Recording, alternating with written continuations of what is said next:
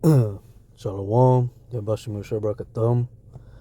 I'm just doing this little quick presentation on whether the laws are done away with, and also getting into the sacrifices just a little bit to show why, even though we are keeping the laws of God, we're not allowed to perform sacrifices. This is Yasha Ya'ala from Sakari, Boston, and let's get to it. So, of course, the question is, why are the laws done away with? Because you see a lot of Christians tend to say that they are, for whatever reason. And the first point I want to touch on is the fact that the laws are spiritual and they're given to perfect us. I don't see why anybody would want to do away with the laws that have never harmed us. That they're put there to make us better as a people. So the fact that they're spiritual brings me to Romans chapter 7 and verse 14, which says, "For we know that the law is spiritual, but I am carnal and sold under sin." This body that we're in, it's this body that we're in is the one that's doing us more damage than the actual laws that were given to us. Because the laws are spiritual, the laws make you spiritual. For all those people that always say that they're spiritual all the time, the only thing that truly is beneficial and spiritual is the law. And they also put there to perfect us. This brings me to Psalms 19 and 7. The law of the Lord is perfect, converting the soul. The testimony of the Lord is sure, making the wise simple. So this is pretty self-explanatory. It makes people that weren't always intelligent, that weren't always good speakers, that weren't always living life the way they should be living it. It makes, it gives them the right path to live. The right path to walk. And it converts your soul in the process, making you a better person on the inside, making you born again. Next point is that the laws are a requirement. We need them for the to achieve the promises and the rewards. This is Deuteronomy chapter 28 and verse 1. And it shall come to pass, if thou shalt hearken diligently unto the voice of the Lord thy God, to observe and to do all his commandments, which I command thee this day, that the Lord thy God will set thee on high above all nations of the earth, and all these blessings shall come on thee and overtake thee, if thou shalt hearken unto the voice of the Lord thy God. So this is the beginning. This is where the contract began. This is where he put the stipulations in place for us to actually get what he wants to give us. And in that stipulation is following the commandments. So I don't see why they would be done away with. I'm going to move on to the book of Matthew, chapter 19, verse 17. And he said unto him, Why callest thou me good? So we know that this is the random man speaking to Yahushua, who the world calls Jesus, to ask him how does he get into the kingdom. And this is how he says that we're going to get it. There is none good but one, and that is God. But if thou wilt enter into life, keep the commandments. So that's out of the horse's mouth. So Yahushua says it, you got to do it. The laws are actually stated in the mentioning of the new covenant. So if a Christian or if anybody says that we are in the new covenant, part of the new covenant is the fact that we would be keeping all the laws perfectly. So let's go to that. Jeremiah 31 and 33. And this is when the the new pact, the new covenant, the revamped covenant was actually going to be given to us, was first mentioned. And so this is Jeremiah 31 and 33. But this shall be the covenant that I will make with the house of Israel. After those days, saith the Lord, I will put my law in their inward parts and write it in their hearts, and will be their God, and they shall be my people. So he's pretty much telling you right in your face that he's going to put his laws in your inward parts, in your mind. You're not going to be able to take a step without thinking about the laws. We're not going to be able to sin. He says he's going to write it in your hearts. He's going to write it in your mind. You're not going to have to think about keeping the law. It's just going to happen. It's going to flow naturally. And there's a lot of people that are having the mistake today. There's people that say they're born again and they don't even know the laws. So that's out the window. Revelation 14 and 12. Here is the patience of the saints. Here are they that keep the commandments of God and the faith in Yahushua, in Jesus, of Jesus. So it's right there in plain and white. You need both. You need to have your faith, and you need to prove it with the commandments of God. And then there's multiple times where Yahushua, who the world calls Jesus, tells us to actually keep the law. Aside from the first time telling the man how he's going to enter into the kingdom of heaven. Matthew 5 and 18. For verily I say unto you, till heaven and earth pass, one jot or one tittle shall in no wise pass from the law, till all be fulfilled. Whosoever therefore shall break one of these least commandments, and shall teach men so, he shall be called the least in the kingdom of heaven. But whosoever shall do and teach them, the same shall be called great in the kingdom of heaven. He's telling you verbatim, you have to keep it, and you're not supposed to teach people not to do the laws. You're not supposed to sugarcoat these scriptures. You're supposed to do it. Thus saith the Lord. Thus saith Yahushua. This is the book of Matthew, chapter 21 and verse 3. 23 and verse 1. Salakia. Then spake Jesus to the multitude and to his disciples, saying, the scribes and the Pharisees sit in Moses' seat. All therefore whatsoever they bid you observe, that observe and do. But do not ye after their works, for they say and do not. We know that the Pharisees, although a little tampered and corrupted, still attempted to teach the children of Israel the laws. Like I said before, it was a little tampered, a little corrupted. They would follow traditions of men at times, but the laws of God, the Torah, was always coming out of their mouth. And Yahushua, who the world calls Jesus, tells you, do what they say, don't do what they do, because they followed after the traditions of men, but they taught Torah. So we have to follow Torah. We have to follow the commandments of God, of Yahweh. And these are just some quick little examples, right, of Yahushua keeping the laws. This is Matthew 8 and 3. And Yahushua put forth his hand and touched him, saying, I will, be thou clean. And immediately his leprosy was cleansed. And Yahushua saith unto him, see thou tell no man, but go thy way, show thyself to the priest, and offer the gift that Moses commanded, for a testimony unto them.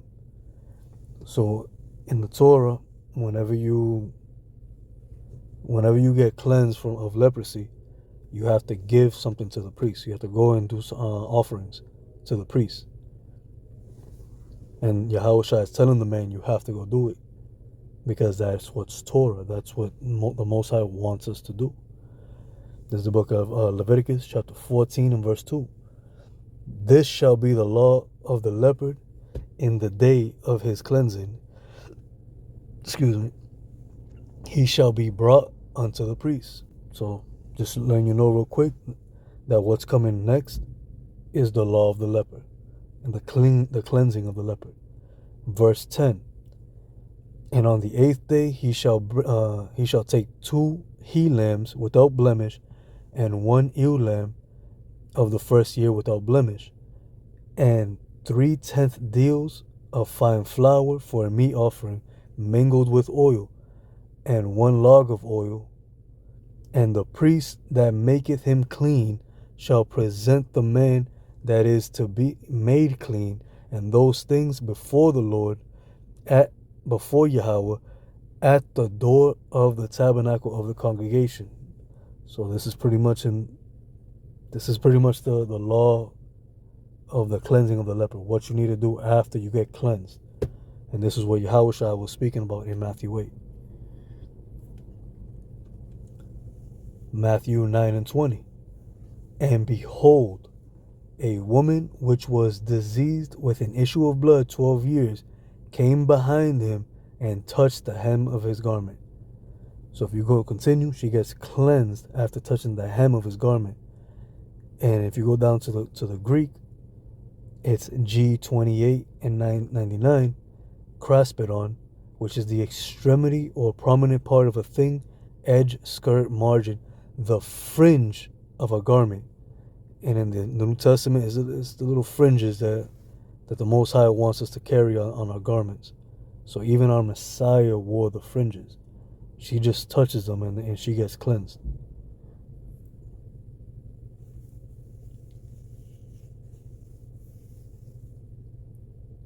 And even from the time of the crucifixion, so when Yahushua was on the scene, all the way to end time prophecy that times that haven't even happened yet, we're gonna be keeping the law.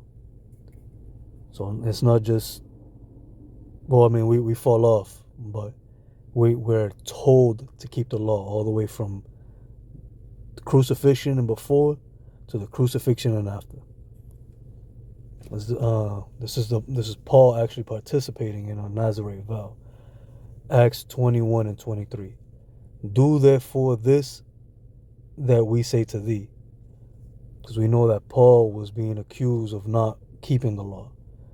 So he was getting some advice from the elders in the church to actually participate in a Nazarite vow. We have 4 men which have a vow on them. Them take and purify thyself with them, and be at charges with them, that they may shave their heads, and all may know that those things whereof they were informed concerning thee, that you were not keeping the law, are nothing, but that thou thyself also walkest orderly and keepest the law.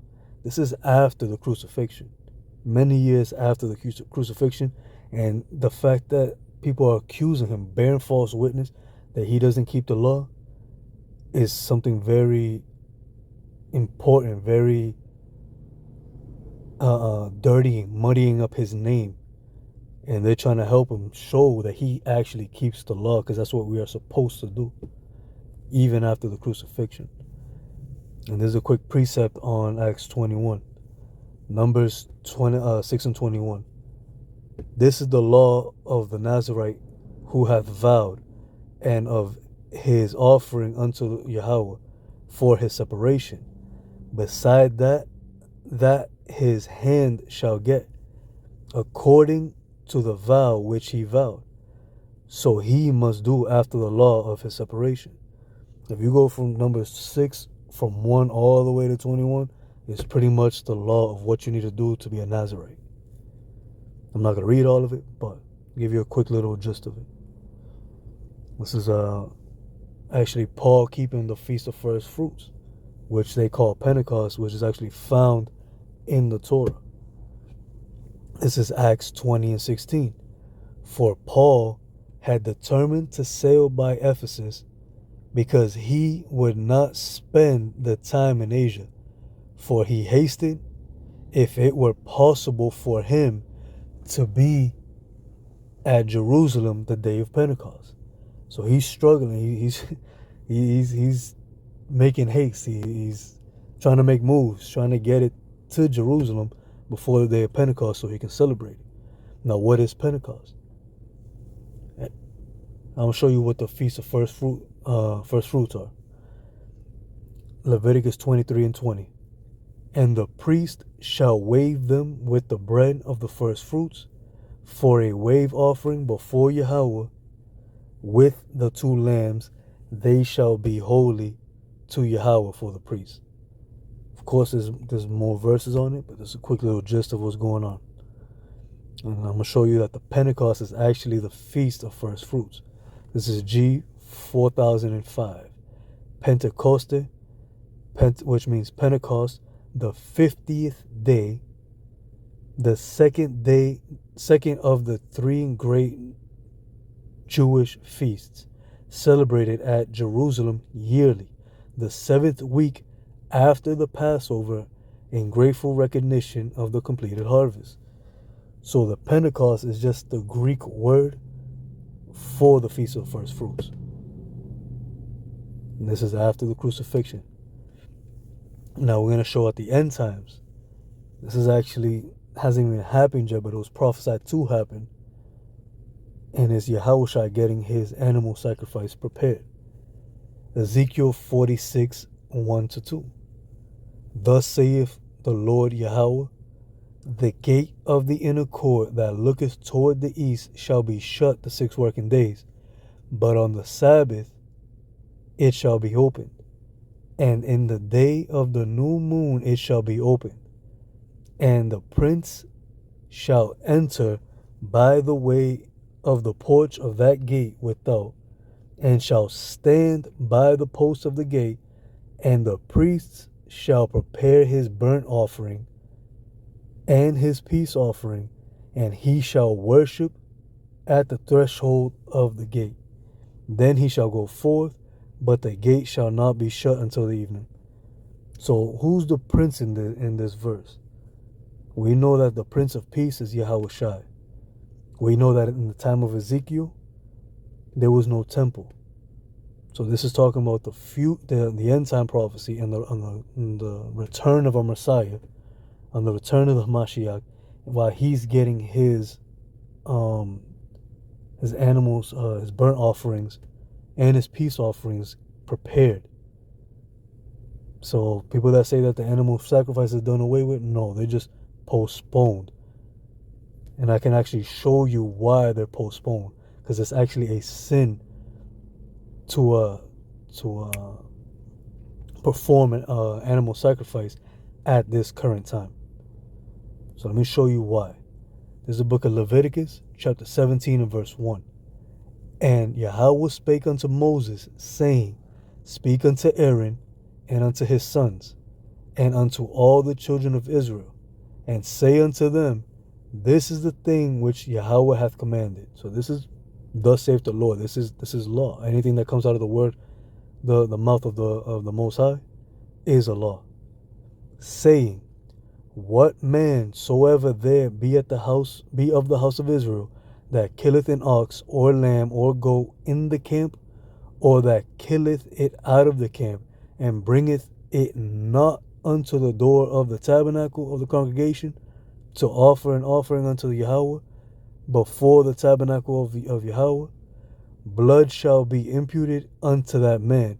He hath shed blood, and that man shall be cut off from among his people. He's telling you, you cannot do an animal sacrifice if it's not at the temple.